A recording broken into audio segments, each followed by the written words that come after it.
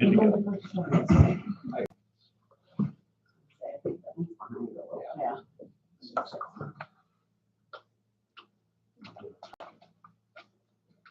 We just do that to Casey. We push it back. Everybody rise.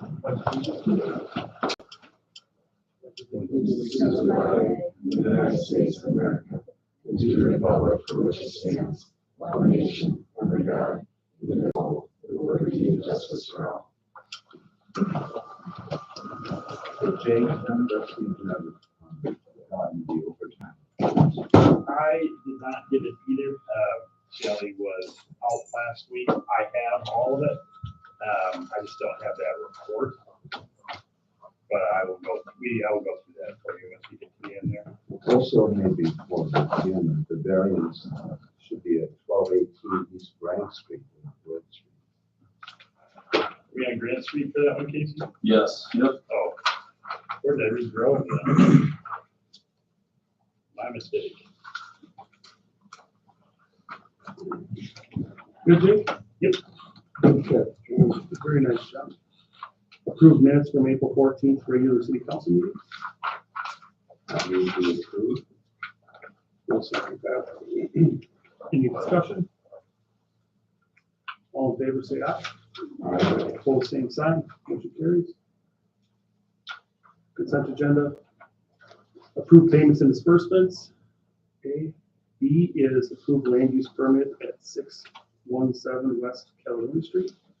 C is approved land use permit at 155 Beeson Street. D is approved setback variance at 1218 East Grant Street.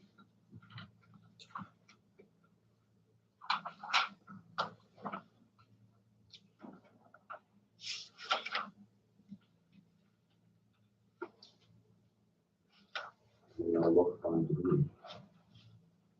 Casey, you got anything on that stuff? You're good? Nope. Just recommend to approve all three as they are. You did a good job with this. Thank you. I'll move to approve the consent agenda. Second. Any discussion?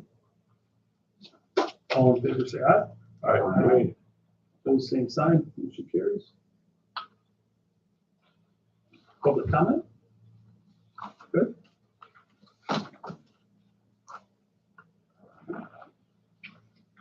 Public comment? Nope. No. Public Works, Case, go. But last couple weeks here, the guys have been pretty busy. Got all the wood chips, our playground mulch in the playground. Looks really nice up there. That's good. It always gives a nice fresh vibe up there. Poured a few patches of concrete areas that we needed to get some concrete benches back here. Slab up front where it's always weeds where the bike rack goes. A few little spots down around Public Works. Mowing, plenty of mowing already. Cleanup will be coming up here, I think, in the next couple of weeks. We got the auditorium temporarily closed down right now to strike permanent pickleball lines and then put a new coat, finish coat on the floor down there. Oh goodness, I was looking for my list and I apologize, I'm a little unprepared, but a lot of good outdoor projects here, maintenance stuff, and ballpark up there, touch up the fields, and we had some topper to go around that new section of fence from last fall. We got that on, so it was warmed up.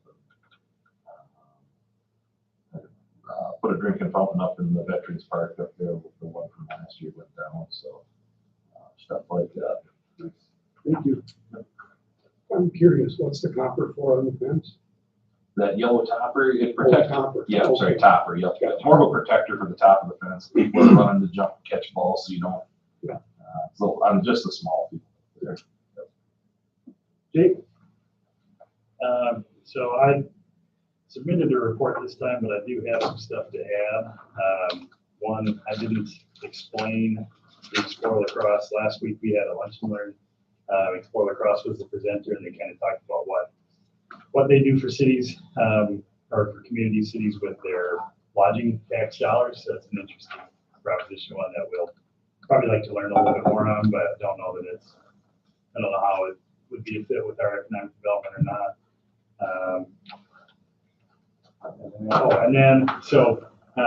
There is, I mentioned this before in some legislative updates and things like that, but there's another piece of legislation that's being discussed. It's another zoning legislation, and so we were asked this afternoon, if we would write a letter opposing that legislation, so a letter from the mayor to send to Jeremy Miller asking him not to pass this, and what this is another bill that would eliminate some of the city's right to zone, and it would, this one specifically is the same thing as the missing middle housing bill that I've talked about a lot, which would just R1 in our case, and that, but earlier, I don't know what you're talking about, you said kill downtowns, and this is a bill that if passes, we lose our ability to say that the first floor of downtown is business only, and so I can't see the future, but I guarantee 100% that if that is allowable, then those spaces, as they're emptied, will become apartments before they ever become retail, and so we are going to try to publicly and vocally oppose that. And then I've got a really nice written report in there. What's the purpose of that? Is that more for Metro? Yes, the basics around the justification around it is, or the proponents of it say that there needs to be more multifamily housing built, and that there is significant barriers to building multifamily housing, and that zoning is always identified as one of those things. But and so it is geared towards the metro, but it's still very important to us for a lot of reasons. But I think when the law is supposed to apply equally to us, they need to consider us in making that law. So there's this would probably, I mean, but other than the metro cities are against it as well. So there's no city that is championing this idea that we should get rid of zoning. It's just to build more apartments. And I'm not saying that we shouldn't build apartments or anything like that, but this is a very, very large adjustment for something that could just be worked out with the metro. It could, there's a lot of different ways to promote multifamily housing, and making it mandatory is not a good one. Everybody good? New business, financial reports. 10 minutes. I'm not sorry. There's a storm coming. There's a storm coming. I was gonna bring a beater up, but I didn't. I do have to go home. I want to handle my car. You gonna do that, right? Okay, so we are through the first quarter. So I've got first quarter, everything caught up. I think the last time I was here in February was, let's look at 24. 24 again, field work is done, audit. I thought they would have been here. Haven't heard from them. And I gotta say, I just didn't call them because they'll call me when they're looking for me, I guess. So hopefully, maybe the next meeting they will come and present so that we can approve the final report audit. So, I don't know if they're just a little behind or, you know. I had an email about a week and a half ago, so I know they're working on it. Look at that. Hopefully next time they'll be here, maybe next meeting to present full audit for 24. Otherwise, we've moved on into 25. We got the first quarter, cash and investments. Total sits at the 8,378,986. Balances above cash actually. Again, we're going to kind of talk about all 3 months. Went down from December to January. A little more significant into February. In February, we did pay for the sweeper that came $286,000 for the sweeper. So that's kind of the bigger decrease in cash there. And then actually that same in February, we did do the PD, the tasers, the cameras, all that. Finally paid the first installment, which was just over $37,000. January 1st, we had bond payments. The Kingston Street, the Aquatic Center. So that's a little bit more of the cash in the January decrease. And then in March, of course, we did go up. So we kind of leveled out. The general fund, in March, we actually, and we'll see that on the detail, but we did receive 9.402% of our LGA. I actually caught it on a league email. I didn't even know we were getting a portion of our LGA. Normally it's 50% in like July 20th, 50% December 26th. And I caught it on a league one saying, you know, you guys will be getting your early distribution of LGA. Apparently in 23's tax law provision, they decided that they would pay everybody 9.402% of their LGA in March. So that came out to be $113,373. So In 23 I don't know cities what were, went on. well, cities were asking for LGA to be rewritten to be tied to inflation. So instead we got 9.5% upfront, which is- doesn't do a whole lot, but Right. So now they'll just take that off of our total, and the rest of the total will come in 2 increments, 50% in July of what's remaining and 50% in December. So I guess we'll take it. I'd rather have it here, than they have it. I'll take it whenever you'll give it. So that was kind of one of the main things in the general fund as far as cash coming in, as far as cash going out. Again, the sweeper and the PDs. Cameras, tasers, copy machines in January, we got them right away. Aquatic center debt that went out, again, bond payments about 100,000 on that. And then the Kingston streets, just over 50-some thousand there. Also in January is when I do the payment in lieu transfers. So the electric, if you remember, pays the general fund the payment in lieu of 200,000.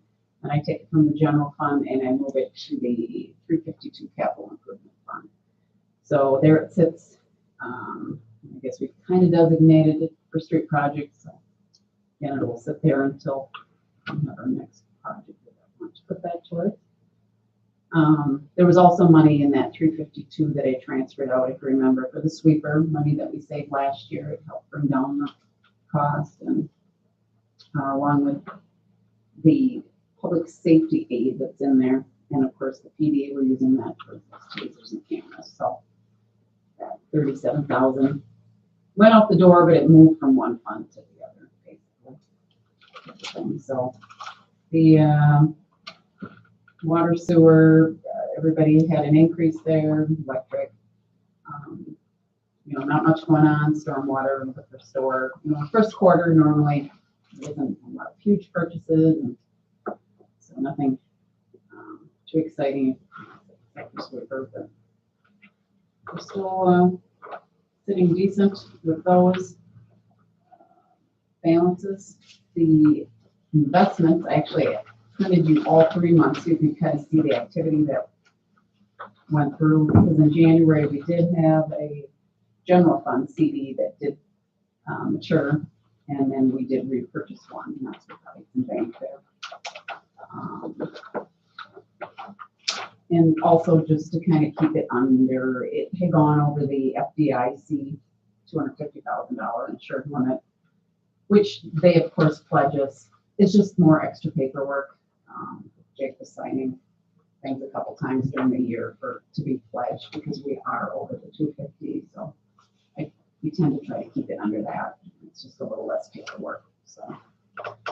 So that one's, we still at least didn't need to take the CD if we didn't really need the cash, at least in the general fund at this point to use. So we keep it invested and earn a little bit more. February didn't have a lot of activity. March we had an electric fund CD that matured. So I did what we can find is the best, right, of course, right now, because rates are, you never know what rates are going to be right now on the board. So we took the best we could get, and then did use some of, there was money in the money market. I tend to try to get that out of there because it doesn't earn much. You just invest it into the CD when that comes time. So again, reinvested it, didn't really need to bring the cash back. So now our next one will be the library has one coming due.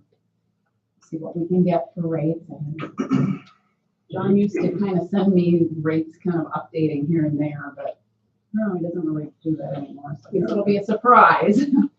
Where are they at right now?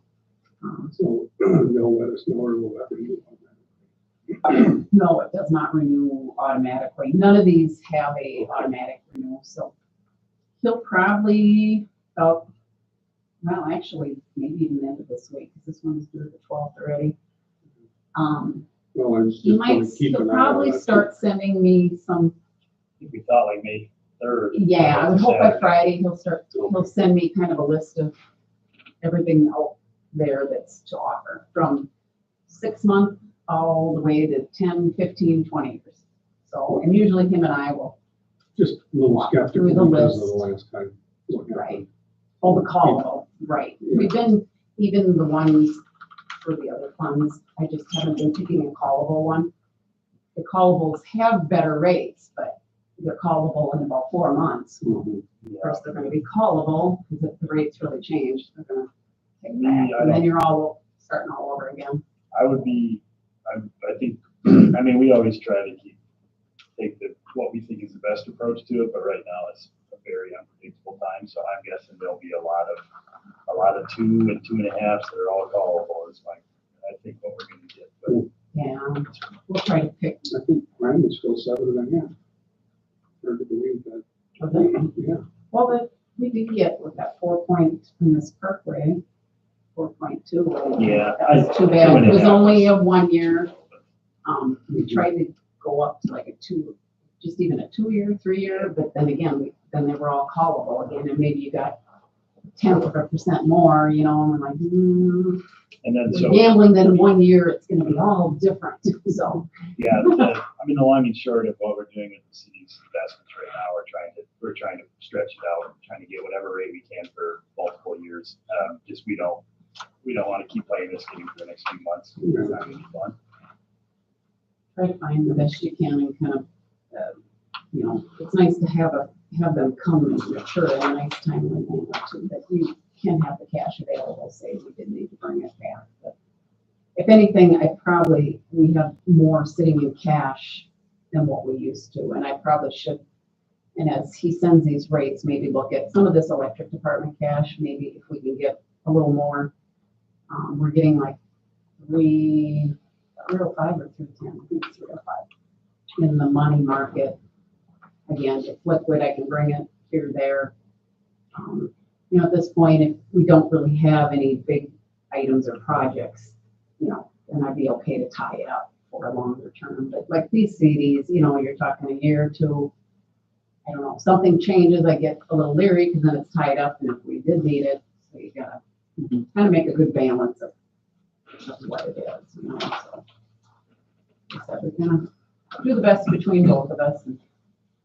So yeah, I'll contact you, Bob, when I do get a list and send it over, and then, Yeah, thank you. then you guys can take a look at it and see what you'd like to do, and hopefully there's some good rates in there. Just as money in the bank, no money in our loans, our debt, sitting at the 10,070,000 at the end of this quarter. We did make our principal payments, like I said, on the Kingston and the pool. Now, all that's left for that will be interest, which is due in August there. And then the PFA loans, which are all the well house, the new plant, any sewer we have, they are always that the interest is due February 20th, but then the principal is due in August. So our next bigger ones again are going to be the sewer ones there, as you can see. And we're not quite making a full payment on the new plant, but it's pretty close. It's basically going to be $425 a year once the plant.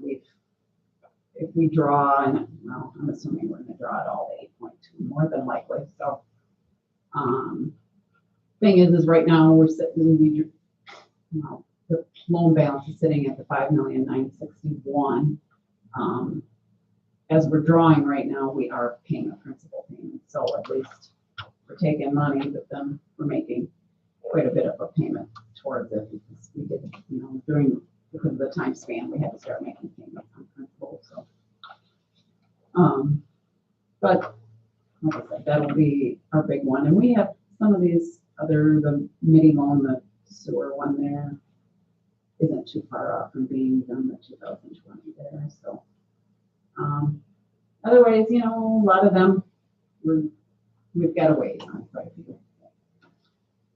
We'll get there. Aquatic Center is only 2032, so that's not bad either. So, and slowly, the the payment will drop some, but principal is going up and interest is coming down, and you're making more payment on it. And then all the interfund loans down below, I do them usually in July, as you can see, in August, and then a couple at the end of the year, so. Yeah, everything's timely and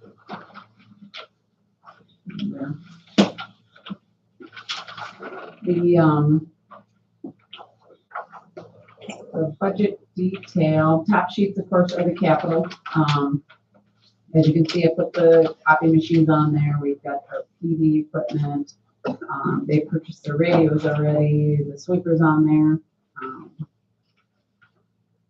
We will work on, actually, we talked about doing our computers too here, the desktop computers. We'll get that done. Those are pretty small amounts. Like really there ain't anything bigger, probably the street stuff and the box, the hoist, if they're still gonna do that, or the Harley rig type stuff. And then we did have this sidewalk going up to the pickleball court, if we're still gonna do that, maybe. Work on that since it's getting to be that time of year for projects like that. Again, library ambulance. I don't think we're too far off from maybe June. I was thinking that it's coming. They asked for a W-9, so that's always a good sign from us last week, I think. So we did get, I think the only update on that one is a graphics quote, which yes, we had an outdated graphics quote, and then we looked around for a possible alternative, and there was basically no chance that they were gonna let us do that because they were the in-house. The quote came from them. So I mean, I think the new cost, the last cost is like $267, not $264. So it's roughly maybe like $3,000-4,000 more. that was it, which is better than expected. Wanted to be any more, but so hopefully, like I said, maybe in about a month. We'll be here. I haven't quite heard, but I think it's not far off. Fires got some of their radios, otherwise. Purchased anything, fans. Oh, we are, and we will we will auction the old ambulance off. That one's not, we don't have any deals made or anything. We're just gonna put that one to auction. Take trade either, no. I don't think anymore. I mean, let's put that on the public site. Yeah, we'll put it through the Minnesota Surplus Service, and that's just min bid, so. See what we can get for it. I'm really not optimistic about emergency vehicles. We've just been not selling lately, and I mean, every once in a while, one will sell because it's exactly what one person is looking for a very specific reason, and that gives people hope, but they've just been low. I wouldn't expect, I mean, realistically, I would say about 10 grand is probably optimistic, but we'll see. I have been wrong before. Is that one got the power? That doesn't have the power card in it. It currently does. Yeah. Well, I just don't remember which one. But either way, we're moving. It, right? We got the cuts installed early, and we will move them over. So yeah, but when we sell it, they will not have any guidance, which that shouldn't really hurt the value because people are just buying it for the truck. They're not buying. You're not getting any equipment with it usually. So yeah, it'll be our next bigger item to go on. Cash flow. Right. A few things on there that will work towards probably doing. Some of this, even the liquor store, we're getting closer with the point of sale equipment in there and trying to get that all lined up. I think we're still looking at doing the roof at some point, probably near fall, maybe. And the plant, we're getting closer, so a lot of that stuff. Some things will probably come off here. As far as the detail, I don't know if anybody's seen anything in here that stands out. Because I talked about the LGA as being the big part of revenue for general fund. The payment in lieu and transferring money in for sweepers and the PD equipment are some bigger items that you can see when you walk through here. Pretty much most of the departments are right on, maybe a hair over, and a lot of this sometimes it's just due to, there's some lines like the gas utilities are higher, but you know, as we switch, the gas comes down, person gets hot and melts around the AC, right? So then it goes. So it's just kind of an up, down, you know, and then as you purchase one of the bigger items on there, it looks, you know, street equipment looks like we're over at 75%. But again, sweeper was the majority of it. Percentages can be deceiving sometimes on some of the departments, so.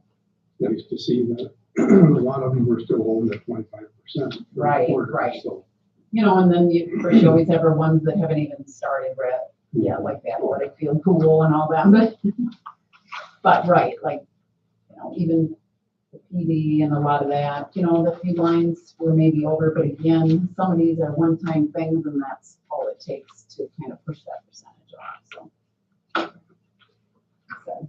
Pretty good first quarter, you know, nothing really out of the ordinary stands out. Pretty standard purchasing for the first quarter of the year as far as general fund.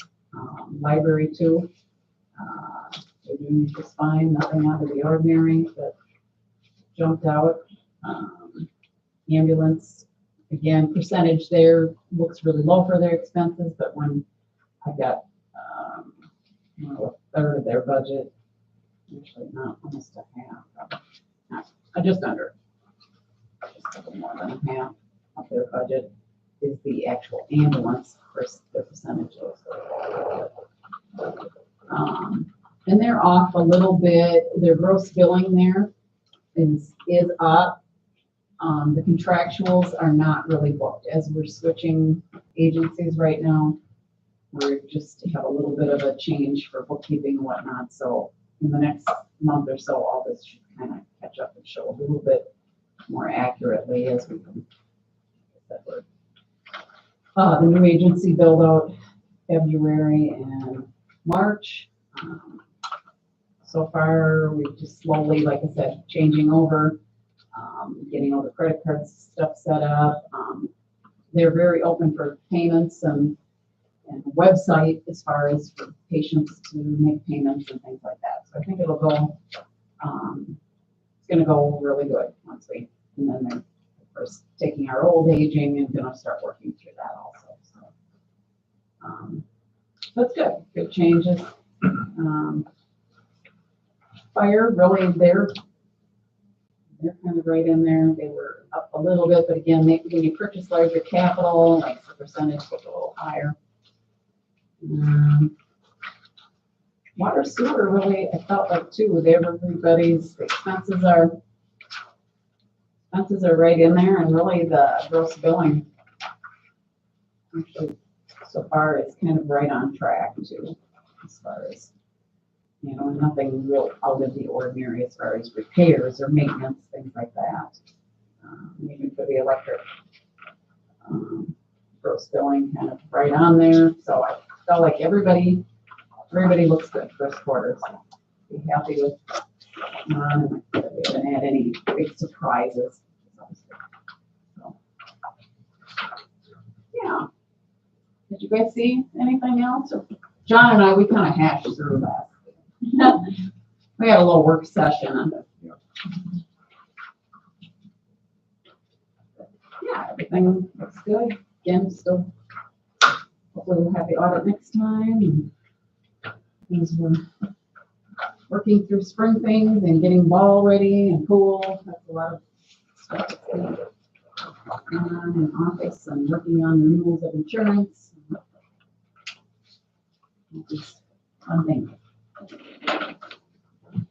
thank you, Steph. Sorry, I probably went on. I don't know when 10 minutes is up. You had to 13 yell. minutes 13? All right, as usual, if you guys got questions, stop in. Thank you. Thanks. B is approved strategic planning and goal setting session. Okay, this is something that I mentioned before. I went ahead and got the quote for it. This is, so Phil Kern is the administrator in Delano, and he's been there for a long time, and he's been doing the strategic planning thing in city governments for a long time as well. I was able to go through one when I was with the city of Lake Elmo, and that I found that very, very valuable. I'm trying to figure out how I'm gonna phrase this. We had, that was a very, very challenging environment, and there was a lot of turnover, and there was an article from 2016 questioning if it's the most dysfunctional city in America, so it was a tough place to work. But we went through this strategic planning session at like right when a new administration was coming in and things like that, and it was very valuable. But the school district here has been in some strategic planning last year, and I've heard from a lot of people they found that very valuable, and frankly, it's just a missing piece here. And I think that it is necessary because I want the city council and the staff and everybody to be on that same page, and that's something that we say all the time, we just never really made an attempt to do it. So to me, I think this is a very important step, and it's facilitated by somebody who I would call an expert, very much so, and something that I find very rewarding. There's quite the outline in here, and as he says, it would be about 5 hours when we do this. So, and basically what it is that, I mean, it's, well, I guess like he says, the long-term direction piece is very important. This getting the mission statement, I think, is something that is, you don't really think about doing that very much at work, or at least not in many cultures, I don't think, but it's just a great way to kind of kick off with a couple new people on the council and everything else, and just everything that we've got, because with fleshing out the CIP and a lot of grants that we're going for, and a lot of things, it just feels like this is a good time to kind of meet and discuss priorities and things like that. And then I misspoke at the last council meeting. I didn't go to a conference last week. I'm doing this week. I will see Phil Kern at this conference. So if you have any questions or anything like that, I can answer anything, or I can ask him anything. And then a lot of this is up to me as far as the structure as it goes. But I'm going to ask him for his advice, what he thinks would go to something like that. So I will take any questions that you might have. How does this relate to the comprehensive plan that was done a while ago? Well, so it does not, but it does. We are going to have to start that process probably next year as well. And so your comprehensive planning is your vision, is the city council's vision for the city over the next 30 years. Whereas the strategic plan is your group's plan for this year and then coming years. But so it's, one is a plan for what we want the city to look like, and the other is the plan for how we're going to make it look that way, essentially. But then more context on that comprehensive plan. Ours is not required, but we do it because it's a good thing to do. And those ones you update typically every 10 years with all your future land use and demographics and things like that. This will not be nearly in depth. It won't be, there'll be a report and things like that, but this is mostly about the operation of the city rather than the makeup of the land within the city and all that. So is it the strategic leadership? Is that something different then? There is another shorter one that he offered. Let's see if I got all this correctly. We would do both of these in that session. Sorry. The strategic leadership is. I didn't include the cheaper one. Sorry. Well, it sounds like the leadership one is a lot more time consuming.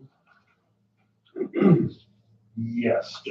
So I think in an email he said that often there are two different programs. Usually it takes 2 days. But he would recommend, I think, distance as part of it. That he would want us to just do it in one session rather than two.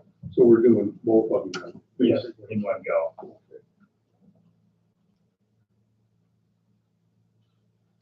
So give us 5 hours for this be in the evening, or how it's to be scheduled? Yeah, when I did it, we did it in the evening.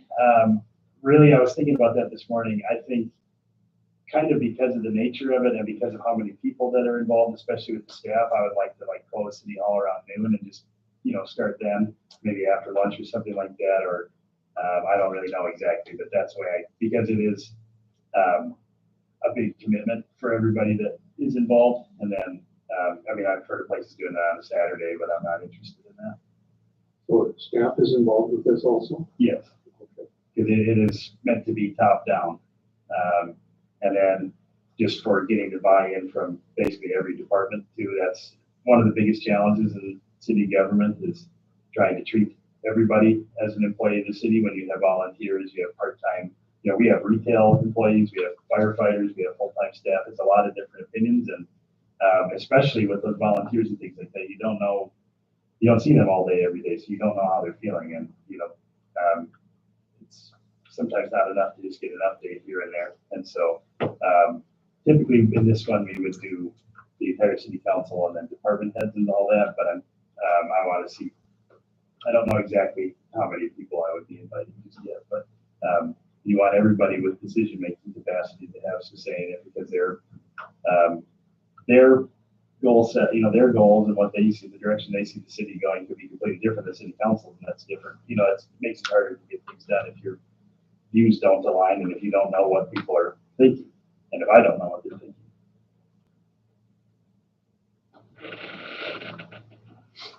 So the total fee is $3,500. Yes. We would split that amongst the general and the enterprise fund, so it would not be 3,500 taxpayer impact, it would be less than half of that.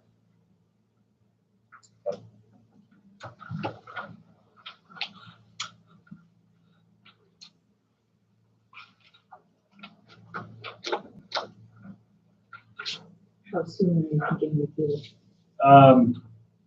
Well, I was gonna ask him when he's available, but then I would think early summer. And then that's gonna be fair to get that date nailed down for everybody, so I'll start early. I'm trying to get that scheduled. So how many total people would be involved, you guess? I would think about 15. So you're just talking apartment heads and department heads? Mostly, yeah, and then, so I mean, the city council plus myself, Casey. I would like to have probably the entire office staff, I think, and then the police chief, the fire chief, Joe, Mike Tornstrom. How many is that? And then when you get, the public works is the one that I don't know exactly how to tackle that, because like, there's a light department, a sewer department, and a water department within public works, so I'd have to figure out exactly that. And I also don't want to leave anybody out, because when the department's of two, if I plug one person, the other one will definitely feel left out. So there's a little bit of ironing out left to do on that, but I wanted to talk to Phil and see what he thinks would be most valuable. Well, speaking as a new council person, I think this might be a good idea for learning and finding out how things work. I think so. I hope so. Do we need a motion to do this, Dave? Yes, sir. I move we approve. I'll second. Any discussion? All in favor, aye. Aye. Opposed, same sign. Motion carries. Overtime report. We're out to the verbal overtime report. So Storm had one extra shift on April 8th, which was a Tuesday, and that was because we sent somebody to Rochester that morning. There was, one of our officers had to go to take a person to Rochester, so Storm came in. And then there is just the wastewater plant, regular OT from Craig and Pete. And then we had an extra shift or extra training for Mike Rasmussen when we got the new body cameras and the new tasers. And then same with Kayla over in the PV shift, some overtime to onboard those. So that was pretty normal stuff. And then nothing else stands out. I don't think there's anything, we haven't had a weather event or anything, and tonight hopefully will not cause any overtime. So I think that's been pretty steady.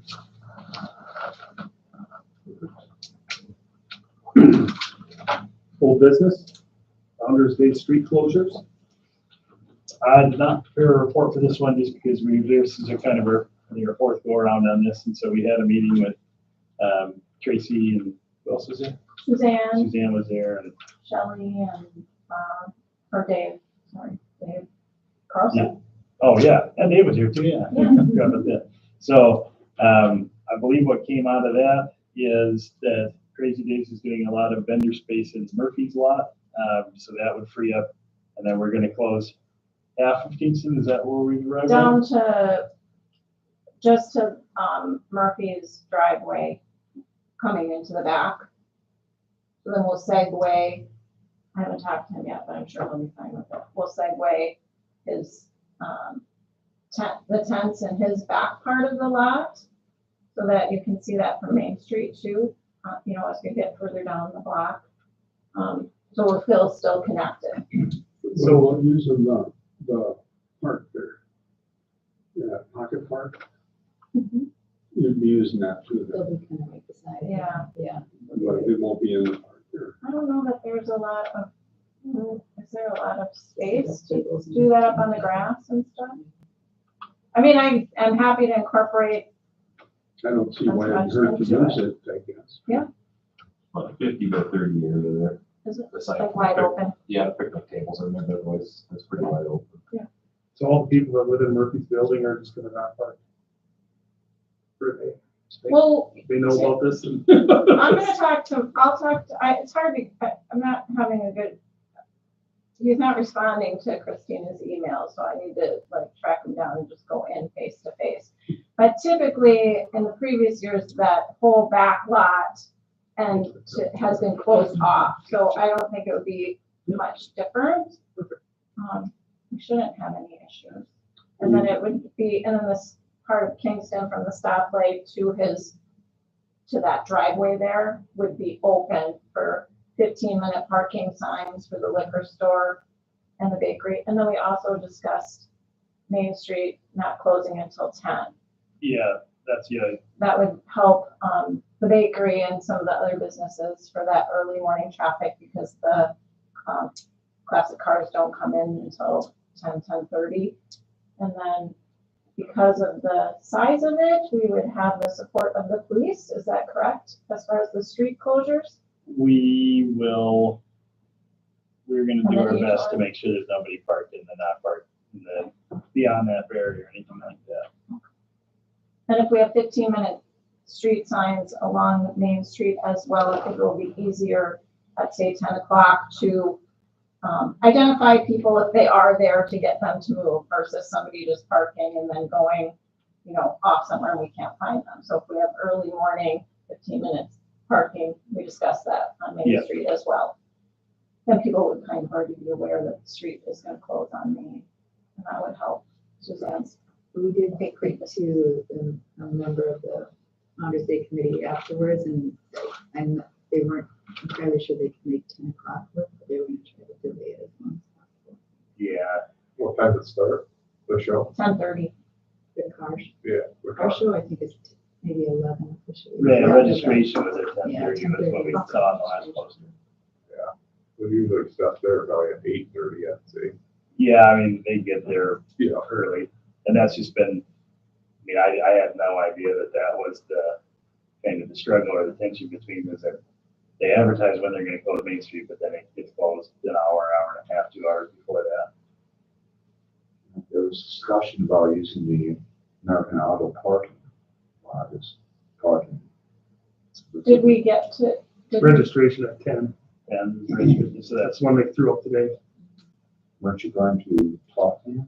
Yeah, so Founders Day Committee is maybe going to reach out to them. yes, we put that on the Founder's Day to, and also even to open up his parking lot for the Founder's Day Committee people to park. They used to park in behind Murphy's and Subcat. So, we put that, did we get somebody to commit on Founders Committee to talk to them? I'm not on that. Well, the one person we spoke to said he was not going to do it. I followed up. Yeah, I would do that. But yeah, I think we'll do that. And like I said, at the meeting too, if you need an extra supportive person, I'd be happy to go talk to them at Freedom Auto or whatever. it is. I'd love to have a chat. Good guys. Feel good with that? I think we got it. Next regular council meeting is scheduled for Monday, May 12th at 6 p.m. So did we get the did we get the motion that we're good with it?